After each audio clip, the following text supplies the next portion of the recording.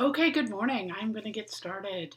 It's Monday morning. I want to introduce myself because I have a number of new people who have joined the page, and I just want everybody to know who I am, what I'm doing, and what I like to try to do on my page. My name is Debbie Hatch. I am a former federal employee who came from a background that was quite traumatic.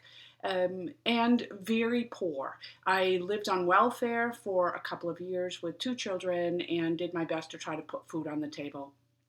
Came from that background to where I am today, which is an entrepreneur running my own business. I've been doing this for over 16 years now, and I'm helping people to help themselves, to get themselves out of that situation where I was, where it felt like it was just overwhelming. Like I would never leave that situation. I was there and I had very little, and I would always have very little. And it doesn't have to be that way. I know that for a fact.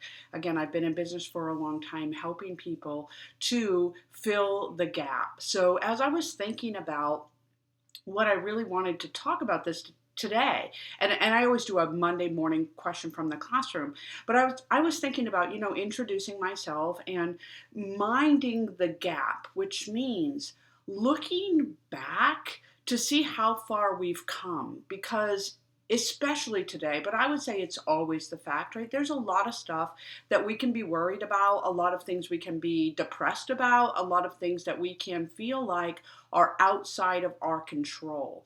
And it can feel overwhelming to look forward.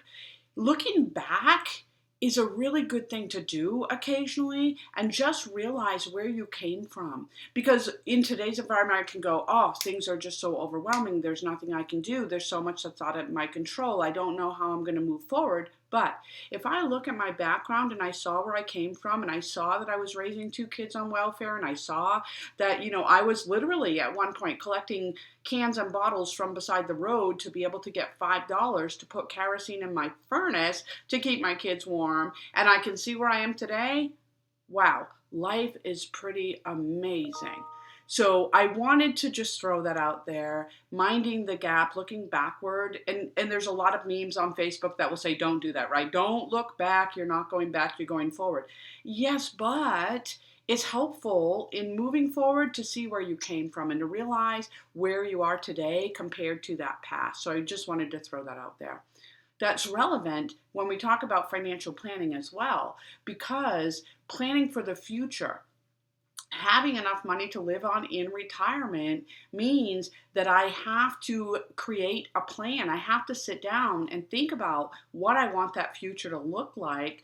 This time from a financial perspective, what are the things that I want to do, the things that I have to do, the things I'm going to need to have money for, and what do I have right now? And again, I'm looking at the gap. Right now, I'm not minding the gap from where did I come from to where am I today, but I'm minding the gap from where am I today, where do I want to go, and if I need this money to live the life that I'm envisioning for myself in retirement, but I have this much money, how do I get there? How do I fill that gap? How do I make sure that I'm going to achieve those financial goals that I've set for myself? So it does have relevancy. I just wanted to connect those dots for you in case it wasn't as easy for you to see as the idea that I had in my head.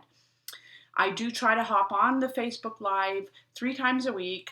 Monday is questions from the classroom. Those are emails. Or last week I did teach 6 different classes, and so I got some questions from those classes. So Monday I cover questions here. You are free to ask questions at any time. You can do that live by hopping into the comments and just letting me know that you have a question, or you can send me an email at any point and I'm happy to answer those questions. Wednesday is all about wellness. We talk about health, wealth, and personal fulfillment. So that wellness can be from any of those parts. And then Friday is always a financial tidbit. Again, just in case you haven't been here before and this is your first time stopping by, I just wanted to introduce myself and introduce my plan for the live sessions that I hold here. So Monday is questions from the classroom, and I have a few. So I'm going to be looking down at these just because I did print out the emails and I want to make sure that I'm asking the question. as it was originally posed to me. So this question came in from Kelly, and Kelly says, I attended one of your retirement classes in the past few years. I retired in 2019 at age 57. Congratulations, that's awesome. I'm receiving my pension and my supplement, and I started withdrawing from my TSP. I have a few questions.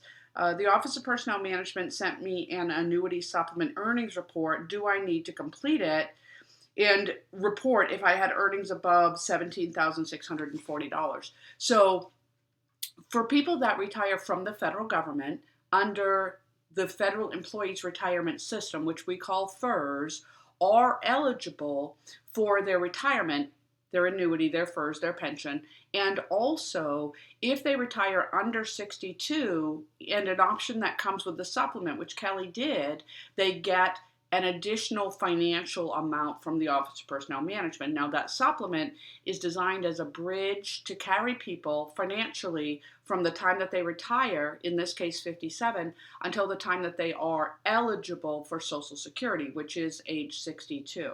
Now, if you're receiving that supplement, then each year in the spring, the Office of Personnel Management does send out an earnings report and ask people to let them know how much they made in the previous year. The reason that they wait for spring to do that is because we wait until people file their taxes. Things are unusual this year. I get that. We don't have to file taxes until July, but OPM is still following their own time frame, so those do come out in the spring. I had actually a couple of questions last week about those earnings reports. So here's what I do want to point out. If you're a federal employee, retired under FERS, you're receiving the supplement, and you're under 62, you only have to send that earnings report back if you made more than the annual earnings limit from the previous year. Now for this year, 2020, that's $18,240, but last year the earnings limit was the number that Kelly quoted here, the $17,640. So I only have to report if last year I made more than that, or if last year I lost my supplement because the year before that I made too much money. Okay. So, and that's how it works. When I file this earnings record, then OPM looks at what did I make last year, compares it to that earnings limit for last year. And if I earned above that limit, then for every $2 that I earned above that limit, they decrease my supplement by $1 in this coming year. So if I made above the limit last year, or if last year I lost my supplement or it was reduced, because it's $1 for every two, if it was reduced, then I have to file that earnings record. If that's not true, if I didn't make too much or it wasn't reduced last year, then I don't have to complete that report and send it back in. Again, I got a couple of questions from that or about that because those earnings statements are coming out right now. So that's a really good question. Follow-up question to that. And this one, I want to make sure that I'm looking at it as well, came in from Thomas. And Thomas is just asking about that supplement as well, to go, hey, if I didn't earn above the earnings limit, do I have to send that in? And also, I got a question from Eric, and Eric was just saying, if I'm earning money, but I'm putting that money directly into an IRA, does it have to be reported as earnings for the first supplement? And the answer is yes, it does. OPM is very clear on what has to be reported as earnings or wages when it comes to that supplement. And I will pop just a one page in the comments after I get off the stream today. But essentially it boils down to this. If that's income from a job, it doesn't matter what we call that income, what title we put on it. It does have to be reported if you are collecting that first supplement. So it also doesn't matter what you do with that money. When Eric is asking, if I'm getting that money, but I'm putting it directly into an IRA, then I don't actually have the money. Do I have to report it? And the answer is yes. I mean, you made a decision to put it into a retirement account versus actually putting it into your checking or your savings account. You're not actually getting it, quote, and spending it, but it still counts as income. It does still have to be reported. Things that don't have to be reported are retirement. So if I'm drawing money out of a retirement account, a pension, I'm getting my FERS, or I retired from the military and I'm getting my military and I am drawing money out of retirement accounts, those don't have to be reported. If I'm collecting, no, that wouldn't even be a thing, so I'm not even going to say it out loud. If I have interest, if I have dividends, if I have money that I'm making because I have a rental property, then that may not have to be counted on my earnings statement. And here's why I'm splitting hairs there. If I am in business and I own several rental properties and I have filed my Schedule C for my taxes and I posted a profit, then that profit, if it's reinvested in the company, is one thing. But if that profit is coming to me because I'm an entrepreneur and now I'm getting that money in the form of a payment, then that would have to be reported. But the other stuff that I'm making there from that rental property would not have to. Interest and dividends, like I said, not have to. And it'll be a little bit more clear for you if you just scroll into the comments after I hop off here. Give me a couple of seconds, and I'm going to put that one page in there so that you can look at it. Another question here, and this one is about this one. Okay, so let me just choose this one. I've got a couple, so I'm not going to have time to get through all of them. But let me just choose this one. This one came in from Ronald, and it says, what I would like to know is, where is this question? Here it is. Hi, Deb. I attended a class that you put on a little while ago. I have a question about retirement and insurance. If I understand you correctly, if I put my health insurance in suspension, then I need to keep at least a 50% survivor on my pension benefits. I'm not sure what I should do. Otherwise, can I just restart this health insurance at any time, or do I have to wait until open season in order to do that? And so my response back to Ronald was, you're actually mixing a couple of things together, and this happens all the time, which is why I thought it would be relevant to talk about here. Number one, if I retire from the federal government and I have the federal insurance, FEHB, I'm carrying that into retirement with me, and I'm married, then my spouse can stay on that health insurance as long as I continue to live, as long as I live there on my insurance. But if I die before my spouse does, then unless I left a financial benefit, and that's called a survivor benefit, unless I left a financial benefit, when I pass away, my spouse is going to lose access to that health insurance. Now, this matters a lot to many people, but to some other people, it's not going to be a really big factor. And so when I talk about this in class, I use myself as an example. My husband's in the military. He has TRICARE. So if I were to say, do I have to leave my husband a financial benefit to leave him health insurance? The answer is no, because he doesn't care about this health insurance. He's got TRICARE through the military. He'll be fine.